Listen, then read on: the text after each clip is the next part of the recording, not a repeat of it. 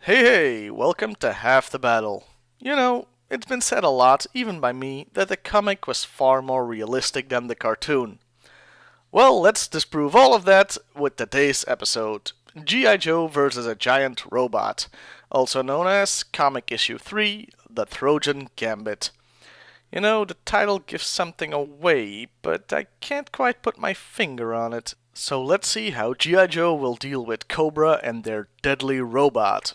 We start the issue with the Joes having defeated Cobra and the robot stands in the middle being dismantled. Well, that got resolved surprisingly quickly. See you next week, everybody!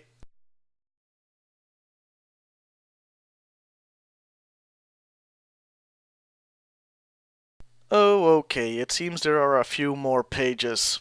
But you know, this kind of thing ticks me off.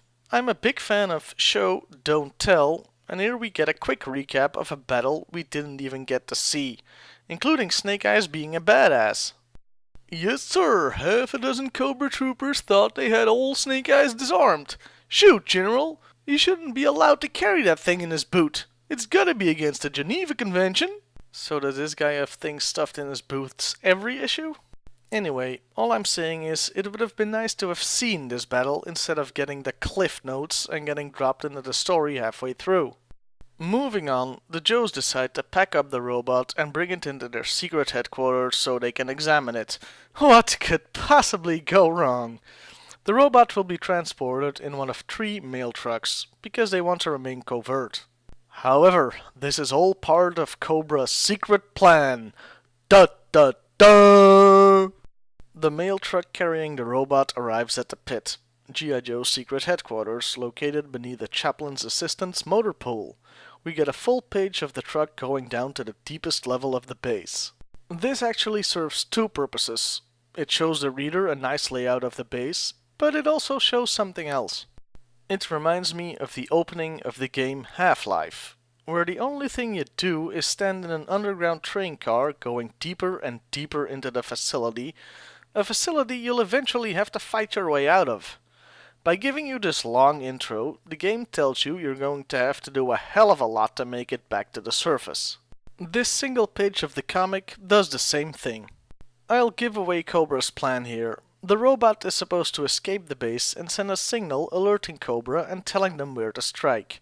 Seeing the layout of the pit establishes the robot will have to overcome a lot to make it out, just like the player in Half-Life. The robot also never speaks, like the player in Half-Life. Hey, could this thing be a prequel? They start examining the robot, first checking it for booby traps. They make sure that there are no explosives and that there are no active electronic parts, so the thing couldn't just start up. Meanwhile, we drift from computer game territory into sitcom territory, as the chaplain's assistants, yes, there really are chaplain's assistants there, it's not just a front, are having a tea social. And they don't know their wacky GIJoe neighbors below have a killer robot. Actually, they don't even know they have wacky GIJoe neighbors below. Things get off to an awkward start as the guests smell bacon coming from the secret base below. How can you keep the base secret if smells can get through? What happens if one of the Joes uses the bathroom? Anyway, remember the robot that couldn't just start up? Its hand just started up and is making a beeline for the computer. It somehow manages to put the entire base on lockdown and trapping the Joes in whatever room they happen to be in. Cobra must really be committed to this whole ruling the world thing. If you can make stuff like that robot, you'd be a billionaire. The robot even starts to reassemble itself. The Joes trapped in the mess hall figure they can brute force their way out. Steeler decides a blast door meant to keep out a nuclear explosion is no match for one shirtless, determined dude who can lift the counterweights keeping the door in place. And for some reason, this freaking works and he gets out! There are also Joes trapped in the armory. Flash decides that you can't really use the explosives there because they'd be killing themselves, so the best way is to use his own laser rifle to melt the door. Doesn't Snake Eyes have something in his boot that could get them out? Steeler and friends go check on the robot, and he greets them as you'd expect a giant killer robot to greet squishy humans. Our heroes duck into a bathroom to find some cheap aftershave, so they can throw it at the robot and set fire to it. By the way, they use the term aftershave and cologne here, as if they're the same thing when they really aren't. I know, it's nitpicky. Meanwhile, the pastor upstairs swears he can smell an electrical fire, but Hawk tells him it's swamp gas reflecting the light of Venus or something. Come and knock on our door. Come and knock on our door. We're waiting for you. We're waiting for you. Kisses are hers and his. Three's company too. Anyway, the giant killer robot that is now also on fire, now there's something I don't get to say every day, is still making its way to the top and freedom. But it takes a little detour into the training area. It's actually smart enough to find the pool and use it to put out the fire that was covering him. Hey, can you do that, Asimo? The Joes find him, so after their long search, they run like hell. Again. This time they take the elevator. The robot follows them, though this could just be because he wants to get to the surface.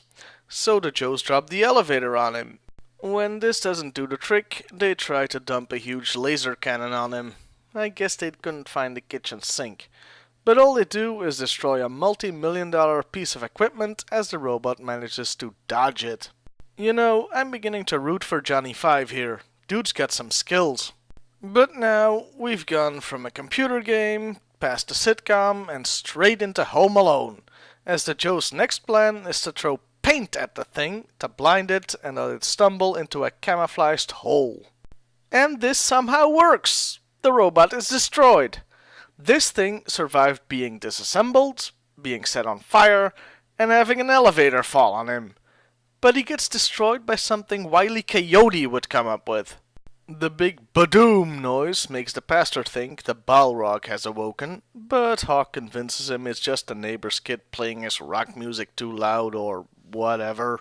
The Joes below start their cleanup before their parents get home, and they'll be in so much trouble if Dad finds his laser cannon trashed, when suddenly the robot's head sprouts tentacles and starts moving again. Man, I hope for their sake that thing wasn't made in Japan. Flash has had enough of this crap and finally shoots the thing in the head. You know, he could have tried that earlier.